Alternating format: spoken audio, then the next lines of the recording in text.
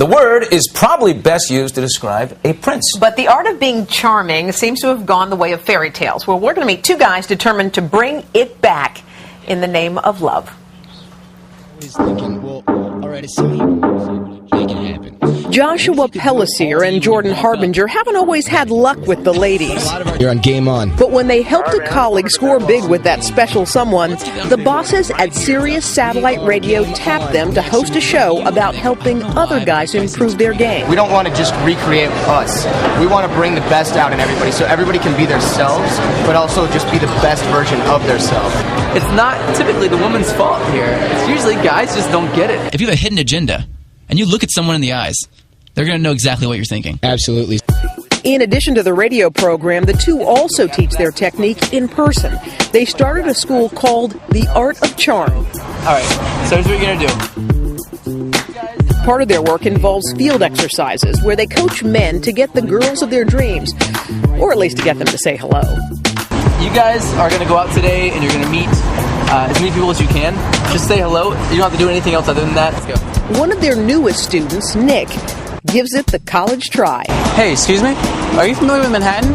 Do you know like any good places where you can get a drink or, meet a lot of people? Nick did not score a phone number, but his approach was still considered progress. All right. Yeah, man. She works at Mamma Mia for like 5 years. Yeah, that's why I was like, oh, you know the area. Well done. Thank you, bro. All right, so that was awesome. You didn't use your hand as much as I wanted to. Yeah, I figured. But it's okay. You used your body language much better. Has the 21st century male lost the art of the charm? Charm gone? I mean, I don't think charm's gone, personally. Everything revolves on this idea that you can make someone believe in you. And that's what makes you valuable, makes men valuable as men, and that's what women typically are attracted to.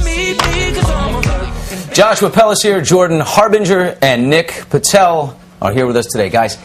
All right, let's talk to the coaches first. All right, Joshua and Jordan, can charm really be taught? Absolutely. The problem is that most guys don't actually learn this. It's something we're supposed to learn growing up by example or through example. And this should actually be taught in school. What guys don't get growing up is the vibe that makes you a man. A lot of society has changed, and we just don't get that anymore. Well, I think what's interesting is you guys are really kind of giving a 101 on how to approach a girl and that kind of thing. Yeah. I mean, so what? Okay, so I know you were trying to help Nick out. So what do you tell guys? What's the best way to approach a woman so that you can actually make a connection? Okay, well, first thing that guys do, I think the biggest problem is that they kind of mess themselves up before they even get there. Yes. Girls are very, very... Why? How? Mostly. Okay, yeah, you're good because you're married, and I know you know this already. I'm going to be all over you in about 30 seconds. So you and your white boots are going to get attacked by me in a second. No, I'm kidding. No, the idea is that typically women are very, very, very good at reading body language. Yeah. They're very good. And though consciously they may not know why it is they think that you're creepy. Well, it's like, you know what it is, though? If you're looking away, if you seem distracted. All these little things, Look at me. Look at me. You have beautiful eyes. That makes it very easy. Exactly. How was that, fellas? Perfect. See, your gold, your money. So the idea is that you have these dominant body language features and traits, and if you're not a dominant man to the core, they can tell. Okay. Okay. Now, guys, is the biggest problem that guys face that they're thinking about sex? Oh, that's a huge problem. And the woman can detect right away. You're trying to get the clothes. Right. There are. Yeah. You don't want to jump straight to the end of an interaction. That's patience progresses essentially. So what you have to do is the moment there are 3 stages to an interaction: attraction in the beginning, rapport, which is connection in the middle, and then seduction is at the end. And guys try to skip. I think the problem is a lot of guys just they do too much. They try too hard, and that's a big turnoff. Now, okay, let me ask you, Nick. You were on the street. You approached this girl. You were adorable. I don't know why she didn't give you her number. Thank you. I would have given you my number. Actually, to cut you off, what happened was I walked back. Hey, there we go. He's still learning. We didn't learn anything. I'm still We weren't learning. paying attention. But when I walked back, and I was walking back to these guys, I saw Jordan holding up his phone, and I'm looking, I'm like, why is he holding up his phone? Yeah. And I walk across the street, and he's like, dude, you could have totally got her number. And I didn't have that awareness at the time that I literally could have took out my cell phone and said, hey, give me your number. But do you think she would have given it to you? Do you think she would have? Absolutely. Yeah. So you just go up she to a was waiting for the stranger clothes and say, hey, can you, where's a restaurant, and can I have your phone number? Sure. Well, she was laughing. She waited around for the red light to change again and again. She was flirting buying with time. you. She was flirting with him. Nick, you And let she's her know She left the door. Now wait a minute. You have a girlfriend. How does she feel about you running this school? And you are single, and I want to know why. So you're first. Right, absolutely.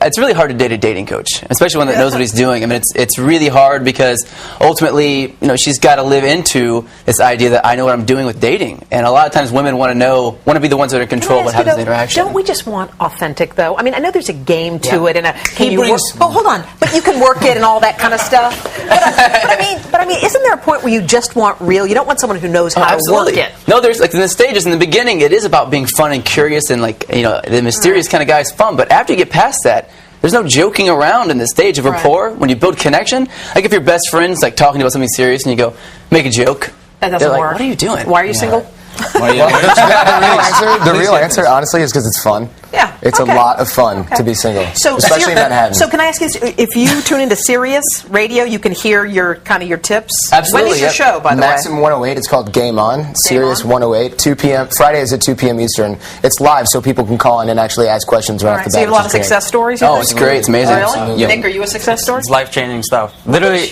it's literally one of those things when I look back on my life when I'm 7 years old, I can say, this is one of the 5 things I did in my life that changed everything. Oh, cool. You guys must feel pretty good. You guys, thank you so much. You look out for a caller later named Raul. It'll be me. Yes, my name is Raul.